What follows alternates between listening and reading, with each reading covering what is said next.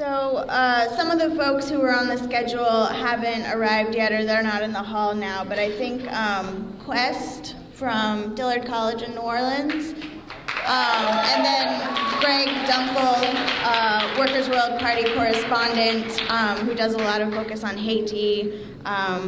Y'all are up next. This is Lynn here, so in a minute we're gonna start open mic, and folks can line up. I think actually it might be better to line up over here where there's a little bit more space if you want to get on open mic.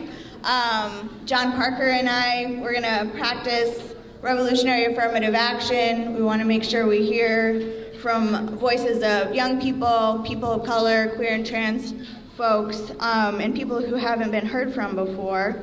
We're asking people to keep your remarks to 3 minutes or less. We have a timekeeper here in front, Lynn. She'll hold up a sign that says wrap up your remarks and then your time is up. So if you can just please honor that to make sure that we hear from different folks, we would appreciate it. So, Quest, go ahead.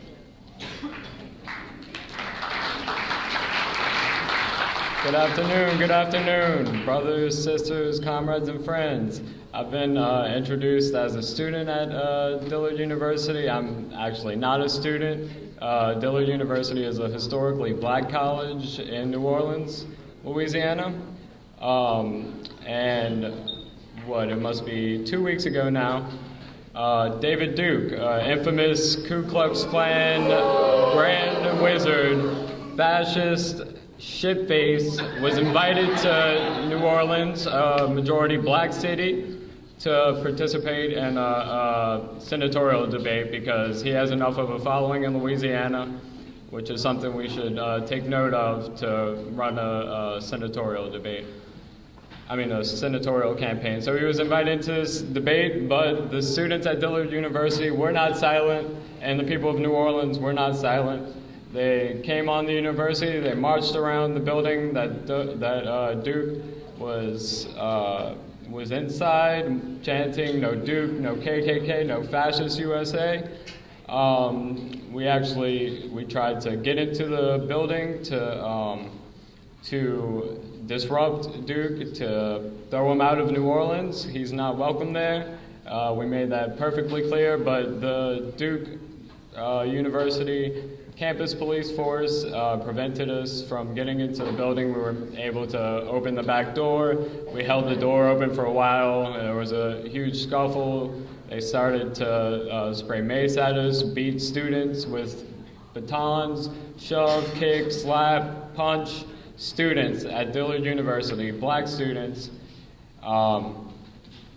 It was quite a scene. I got my introduction to mace that day. Not a fun experience. But I was extremely inspired by the students at Duke, along with the rest of the New Orleans community was very inspired. There was an outpouring of support from the youth of New Orleans. And for me, it just really shows how ready the youth in this country are to stand up and fight against fascism, to fight against the Klan, to fight against these Nazis. We really, as the progressive forces, as the socialists and communists of this country, we need to channel this energy of the youth, this enthusiasm for progressive causes, and this willingness to smash fascism, because it's on the rise, but it doesn't have a chance. It doesn't have a chance with the people in this room. If we mobilize, if we go to the people, if we go to the youth, those fascists, they're bound to lose. Thank you.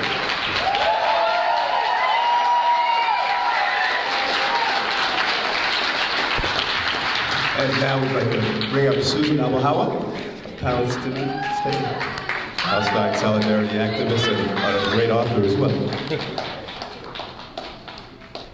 I actually didn't know that I was going to speak today, but I'm going to try and put things in a little bit of a perspective.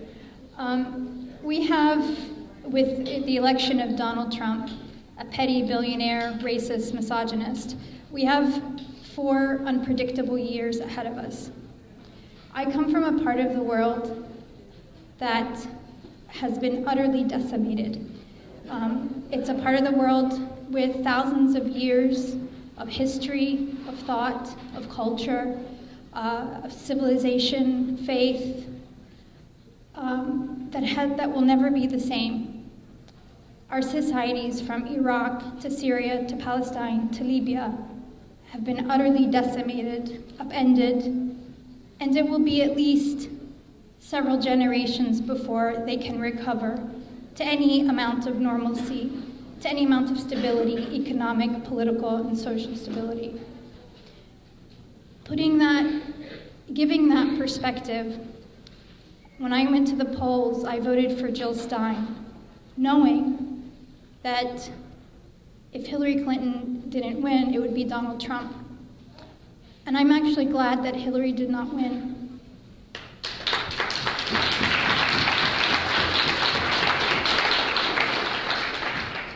Thank you for that, because I often feel like in crowds like this, it's hard to say that, I'm glad that this man is in office, because we should all be in the streets, even if Hillary had been elected.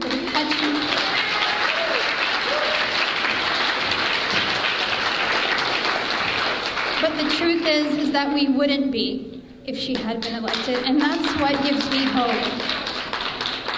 I want the rest of the world to have a little bit of a reprieve from the relentless U.S. cruelty that has been visited, from Haiti to the Middle East to South America. I don't know, and I don't think any of us know what Donald Trump is going to do, but I do know what we're doing. And the blatant misogyny and xenophobia and horror that he is makes it so much more galvanizing to people who have never been out in the streets. I'm just told my time is up. But I thank you for letting me speak, and just to give that perspective from a part of the world that is really suffering more than you can imagine. Thank you.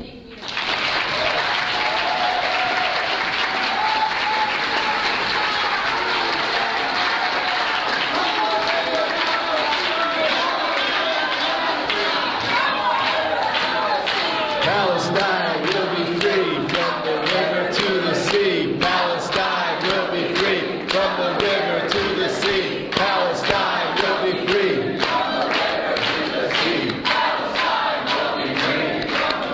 All right. Thank you, Susan. And now from Detroit, we have Tom, who's going to give a report. And then after that, Greg Dunkel.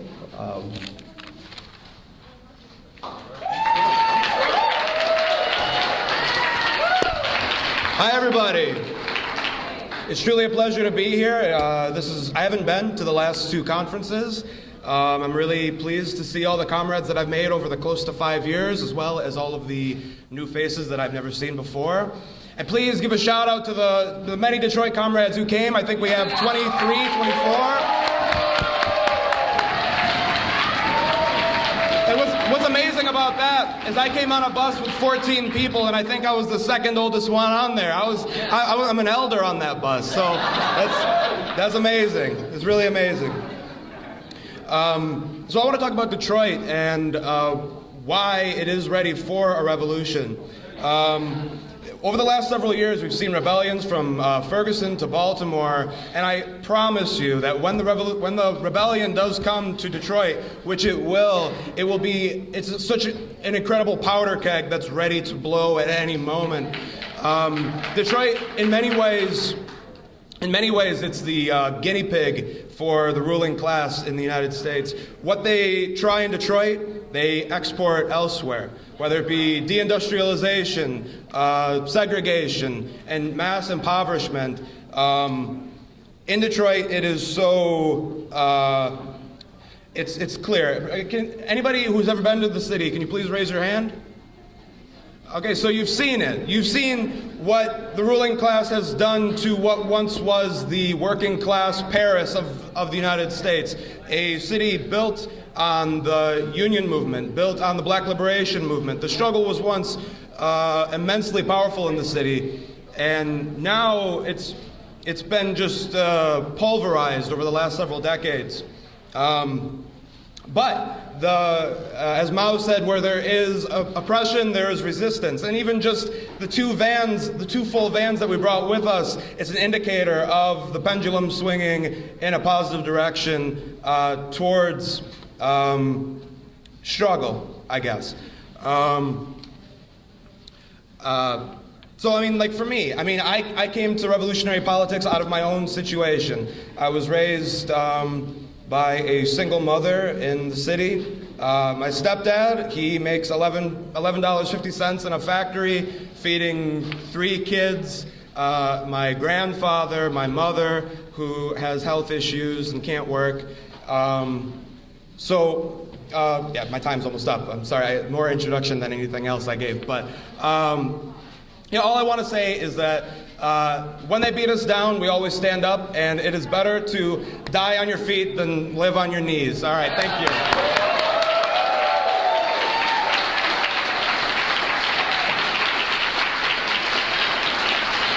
Records World correspondent Greg Duncan.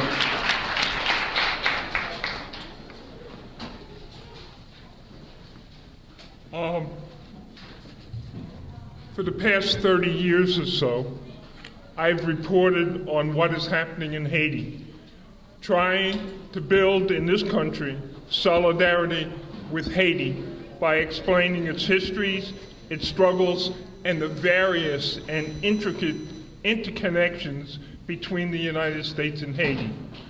For a number of years, I shared this responsibility with Pat Chen, a Jamaican-born comrade and friend who died in 2005. Let me talk just very quickly on some of the interactions between the U.S. and Haiti that go back before Haiti was independent. The first foreign aid that the United States ever delivered was $750,000, a tremendous amount at that time, that George Washington ordered Thomas Jefferson to send to the slave owners in Haiti who were attempting to crush the rebellion there. And George Washington and Thomas Jefferson, known as the founders of this country. This attempt failed. Haiti declared its independence in 1804. So Jefferson declared an embargo on Haiti, which lasted until 1862. There's a lot more interactions, but the big point is that Jean-Bertrand Aristide was elected as president of Haiti in 1990, beating the US-backed candidate by 50 points, and took office. What followed was a series of coups, elections, etc., including the coup napping of Aristide to the Central African Republic, and it ended with an occupation of US, French, and Canadian military force, replaced by a UN force called MINUSTA in 2004. The US came back in 2010 after the devastating earthquake. This occupation and let the US get its claws into the huge relief effort worth billions of dollars, which was controlled and directed by Bill Clinton. During this time, Hillary Clinton, as Secretary of State, imposed a precedent on Haiti. After Hurricane Matthew devastated southwest Haiti in early October, the U.S. sent in a military fleet to deliver its aid. Once the aid from the U.S. was delivered, the flotilla left. There was still a lot more it could have done. More than 800,000 Haitians right now are facing famine. The president of Haiti, the interim president of Haiti, Jocelyn Prévert, saying that they could starve. Tens of thousands have had their homes destroyed. The weather is still bad. There's been terrible flooding in the north. Haiti needs our solidarity and our understanding, and I'm very glad to have the chance to explain a little bit of it to you. Thank you.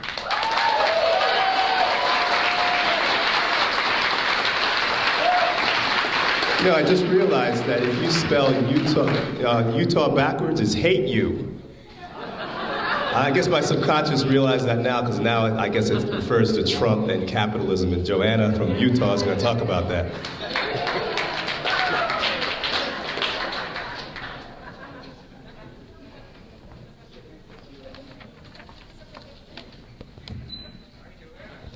All right. Greetings from Utah. So I'm an office worker, an academic secretary at the university, and so a lot of the issues that I come face to face with in Utah come directly out of that experience of seeing who's a student, who can't be a student, there's student organizing. That's how I first got involved in politics in Utah, really was through a student revolutionary organization. There are a lot of intersections in Utah that I think I'm seeing come together now. I'm here to really talk about the election where we got Monica Moorhead and Lamont Lilly on the ballot. Yeah. So I just wanted to give a little bit of context about what was the organization that we were struggling in to make that happen. We have a very strong environmental movement that is moving towards a more worker-conscious environmental movement and intersectionality with Black Lives Matter and with indigenous communities. So I'm glad to see that happening. There's also been an activism against police brutality, which is really affecting Black and immigrant communities. There have been a lot of people going out to Standing Rock, and there's been support for that. There was an uprising in our university for demanding a school of transformation is what they ended up calling it, but this was a way of really trying to consolidate ethnic studies, women's and gender studies programs and try to give them more standing, and to demand jobs for student leaders, particularly indigenous students allied with the American Indian movement were struggling to have more recognition because our symbol at the University of Utah is the Utes. And their slogan is Ute Proud. There's supposed to be this licensing agreement with the tribe that's really fallen through. They've really just not been honoring that. And so one of our students was saying, Ute Proud? Are you proud that there are no Utes here? There's no affirmative action for indigenous students on campus. So just to talk about the elections, we, as Workers' World Party, gathered. We had to gather 1,000 signatures. We ended up gathering 1,600 verified signatures. So we went to the Pride Festival and we were able to get a lot of people talking to us that way. And we really need to thank Summer Smith, who is helping to organize our branch. Wild and Woolly, who's also helping with that. Our comrades in our branch and the comrades here. We had Stephen Millies. I don't know if anyone's worked with him before. He's absolutely amazing, showing us how to be fearless and talk to people. John Parker came out with Maggie. Can someone help me with her last name, please? I'm not sure how to say it. But they came out and helped us. We had Lamont Lilly come and speak on our university campus. And Monica Moorhead addressed us by Skype, and we were able to bring in activists to come and listen to her. And we have raised a lot more attention for revolutionary issues in Utah, and there's a consolidation. I feel that there is a coming together and a lot of unity and solidarity in our area, and it's just getting better, and we're just going to be able to really consolidate against that force that we see coming against us now. Thank you.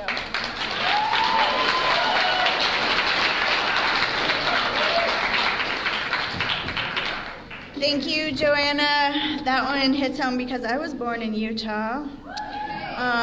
So glad to see revolutionaries there. In fact, I have a young Chicana activist that I've worked with for many, many, many years who texted me at 2 o'clock in the morning asking if I knew any revolutionaries in Salt Lake City. I'm like, actually, I do.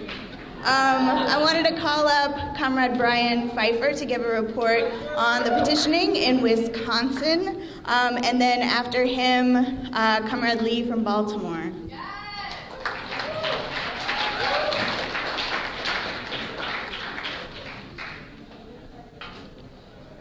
Comrades and friends, how y'all doing? All right. In February and March of 2011, one of the greatest uprisings in the history of this country took place in Madison, Wisconsin. We occupied the Capitol in the tens of thousands. But one of the lessons that we learned out of that, as the Bolsheviks learned in 1905, was that spontaneity and activism is absolutely important, but what makes a revolution is cadre. What makes a revolution is a theoretical program rooted in a communist theoretical program, a Bolshevik program, with organization flowing from that. So for the last 5.5 years, we've been prosecuting and waging class struggle relentlessly in the state of Wisconsin. Part of our election campaign, as was said here today, the reasons why we did the election campaign, also in Wisconsin, what we learned through that experience in 2011 and many other experiences there over the past 5.5 years and in Michigan and throughout the Midwest, was that we needed to have cadre to really win the revolution and to really begin to make advances. So last summer, as part of the election campaign, what we did is we brought 15 comrades from around the country in a space of 10 days, got 3,720 some signatures to get on the ballot, which we did. We got 10 electors. We went out to all of the communities, in particular the black community in Wisconsin is some of the worst conditions in the planet for the people of African descent. We did this all over the community in multiple different cities, and we were unafraid to go out to the areas where white workers live and work and to talk to them about how their liberation is through the black freedom struggle. We put out over 5,000 palm cards. We hit the streets all over the city of Milwaukee, Madison, Racine, and various other places in the state, and our response was astounding by the people. Last week, we got over 1,700 votes in the state of Wisconsin for Monica Moorhead and Lamont Lilly. And the other reason we ran that campaign is because of the situation that happened last week with Trump being elected. As we go back to spontaneous activities and activism in the movement, which is very critical to really move forward, to have cadre and building the party in all areas of the country, in every city, rural, urban, and everywhere else. So we used the election campaign in Wisconsin to really develop both our younger cadre as well as our seasoned cadre and all kinds of different skills to move forward. And one of those initiatives we're moving forward with all that work we did in Wisconsin, is the March 25th Socialist Conference in Detroit. So we're looking forward to seeing you all there. We say smash imperialism, solidarity with Black Lives Matter, long live revolution, long live communism.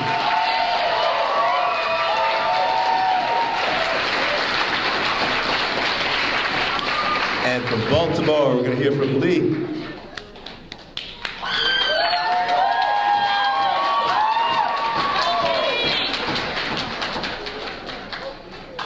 Good morning, comrades and friends. But I have to say this before I begin my remarks. I have to give all honor and glory to Comrade Vince Copeland for making it possible for me to be a member of Workers' Real Party. If it weren't for Vince Copeland, I wouldn't be here. I want to also give honor and shout out to Comrade Sharon Black for being in my ass all the time and making sure that I'm out there what I want to be or not. But here's important what I had to say. The most important thing that I have to say is that we have to emphasize solidarity with all oppressed people throughout the world, particularly down there in Sandtown, Winchester, where I had the mighty experience of going alongside comrades Colleen Gillen and also with my comrade brother over here, Lamont Lilly. who helped me to become more stronger. You know, all night, all day, we will fight for Freddie Gray. All night, all day, we will fight for Freddie Gray. All night, all day, we will fight for Freddie Gray. All night, all day, we will fight for Freddie Gray. That was the chant throughout Baltimore. My feet hurt like hell, but I'm gonna tell you right now, after Trump got selected, the streets of Baltimore filled up, and I was never so happy to be in a working class demonstration like that. That's right, Lee. But then, I'm gonna leave with this here. As I said before, when these selections, I don't call them elections, I call them selections. When we had to choose between a pig and Lady Macbeth Clinton, I said no. I come under all pressures from family and friends. Oh, Lee, please vote for Hillary. We cannot deal with this. No. I was not going to co-sign to nuclear war. I was not going to co-sign to killing Palestinians. Anytime you sign your name on that ballot for any of these campus candidates, you will accomplish the bloody murder. And I'm going to have the blood of Palestinians, the blood of Africans, the blood of oppressed people throw down on my bed after I vote for Hillary Clinton. Hell no! Hell no! Just like you made me want to go on the draft, I was not going to co-sign with any of that bullshit. It's time to stand up and demand an end to capitalism and anti-imperialism, build a workers' world.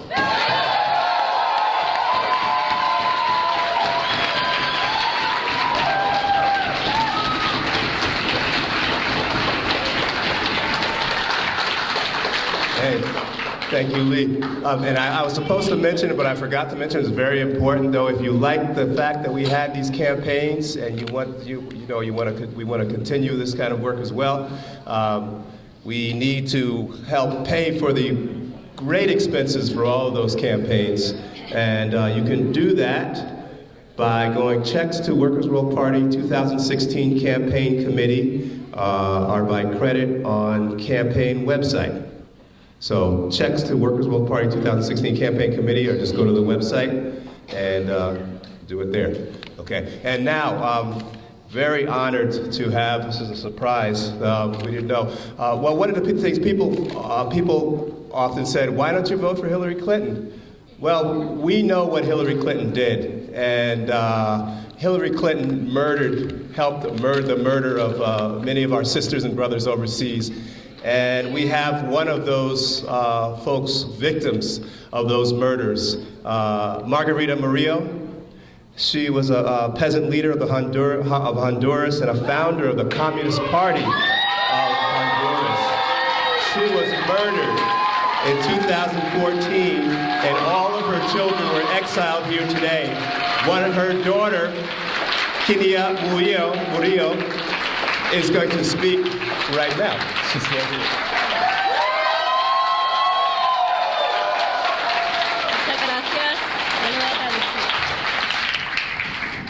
Kenia is going to speak in Spanish, and I'll translate briefly for you. Muchas gracias por la oportunidad de poder estar aquí. Mi madre fue una persona revolucionaria, socialista, fundadora de partidos comunistas y socialistas en nuestro país, fundadora. Thank you for the opportunity to be here. My mother, Margarita Murillo, was a revolutionary and a founder person of the Communist and Socialist parties in Honduras.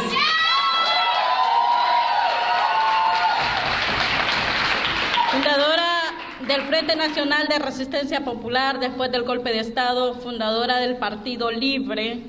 She was also a main founder of the FNRP, the Honduran National Resistance Front after the military coup, and also of the Libre Party, the alternative to bipartisan in Honduras. Y por la labor de su lucha social y por protestar en contra del gobierno y protestar en contra de todo este sistema, que Estados Unidos es también responsable de la miseria de nuestro país. Ella fue vilmente asesinada. And for her struggle in favor of the great majorities in Honduras and around the world, because she was an internationalist, Margarita Murillo was brutally assassinated for all of her struggle in 2014. Pero ella nos fundamentó que teníamos que seguir con la lucha independientemente de toda la represión que recibiéramos, y hace poco llegué a este país y estoy dispuesta a seguir luchando. My mother always made sure that we understood that by being revolutionaries and in struggle, we were in danger. And that is the reason why I am here today in this country, but I want to let you know that I'm ready to continue the struggle here along with you.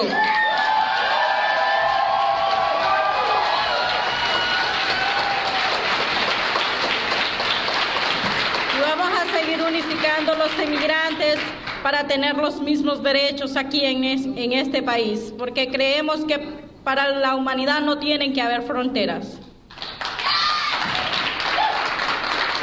The struggle that my mother led in Honduras is the same struggle that we and her children are going to lead here, because we do believe that the struggle has no borders.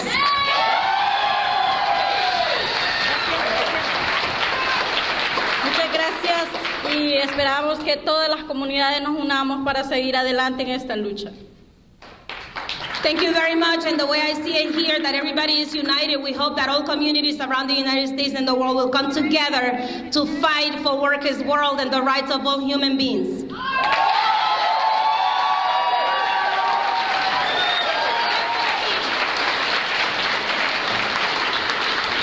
Comrades, I think this is a message that we need to get to the community, because you know, it's been a very painful 2 or 3 years, right? Every time that a person of color was killed in the streets, all of us, and you can imagine how it was for the black community, the pain, I mean, the terrible pain, and how do you deal with that? And one of those is by meeting people like this. So we're going to, so I encourage all the branches to invite them to speak, come have speaking areas. So we're going to end the compañera's presentation with with a way they commemorate someone who has died in Latin America. With you say their name and then you say presente. So Margarita Murillo, presente. Margarita Murillo, presente. Margarita Murillo, presente.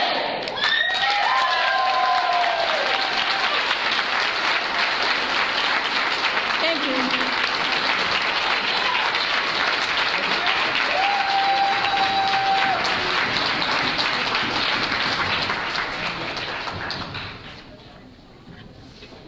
Thank you for that. I just have a quick announcement, and so folks know we're running late.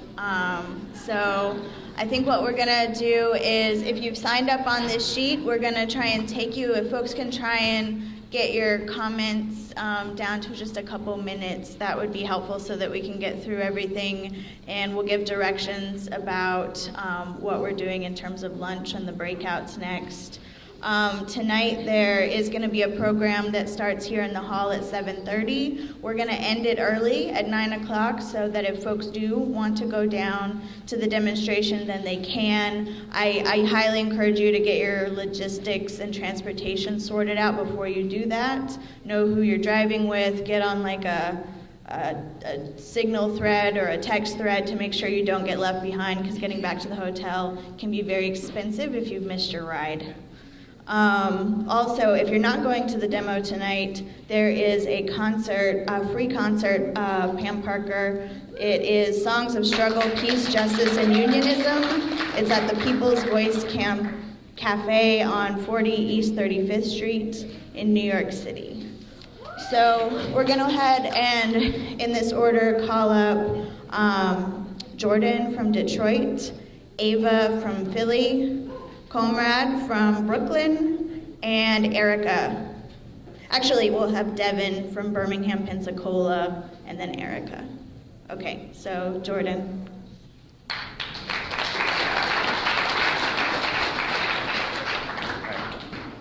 Hello, comrades. This is my first ever conference. My name is Jordan. I'm from Detroit, Michigan. I would like to say that this is no less than an honor to be here. I thank all my comrades that brought me here. I'm going to give a spoken word for you, so I'm not going to really go over script, you know? All right. It's titled Fallen Brothers. I see a pig killing any black seen as thug. Just assume he was a villain of the blood beating blood. I see a cop cracking spines, releasing a slug. News will say a crip is crippled, shouldn't have ran from his gun. Both sides of the line, no matter what the color spectrum. Blue or powder, fuck it, the hood needs some protecting. I ain't teaching lessons, learn if you want it. Soon they'll hit on medicines, already got our water. Wake it up, no Adderall, we've had too many martyrs. Moms are scared their kids will fall, she's got their fathers. I'm loose off this noose, man. Underground path like the slaves ran. Train of thought when I train my hand, a fist of for my brethren, shelter to high heaven, middle finger to just one more than 11. Chains get broken, plated with gold from soapbox hoping to a pedestal. I'm a general. Message to the general public, think only of it. A starving stomach, that feeling where you sure you gon' plummet. Your blood is pumping, ain't it something? Come from nothing but the fact your daddy didn't wear a rubber like some motherfucker. Now we chasing visions, only seen in slumber, paying college tuition. Man, our debts ain't forgiven. Man, this life that we live in has some key pieces missing. If I go missing, swear I didn't die in prison. Bet I don't provoke it. So many coffins ain't why I'm choking. Uncle Sam's foot closed in my throat up. They don't know us, they just roll up. On some kids who trying to roll up, pull the burner out and smoke us. Man, the fed just got a bone us. Head shot, red dot. Another comrade got shot. We need to change it like Obama or Pac. Later blunt from Molotov saying this is where we die. To survive we must try. I got fire in my eyes. You, them, and I. It's our lives. But black lives matter. Black lives matter. A hashtag don't justify the splatter. Cause black lives matter.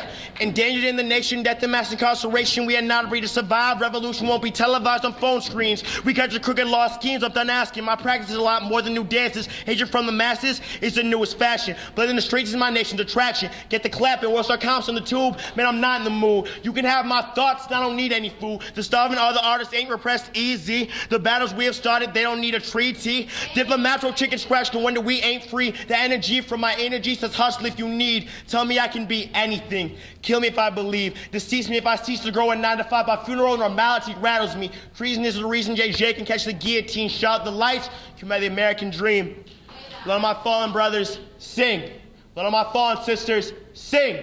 Let all my fallen comrades sing. Let all my fallen people sing. Can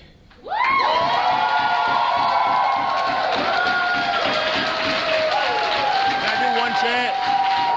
No Trump, no KKK, no fascist USA.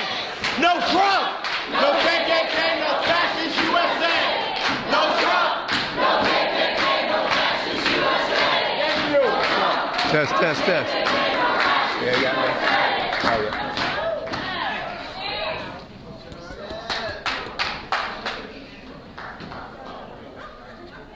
Nothing.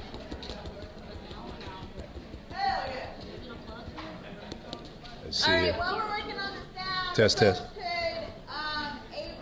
and Conrad go ahead and come up? We just want to be able to get through, folks, so just speak loudly and, yeah. All right. Test. Need another mic?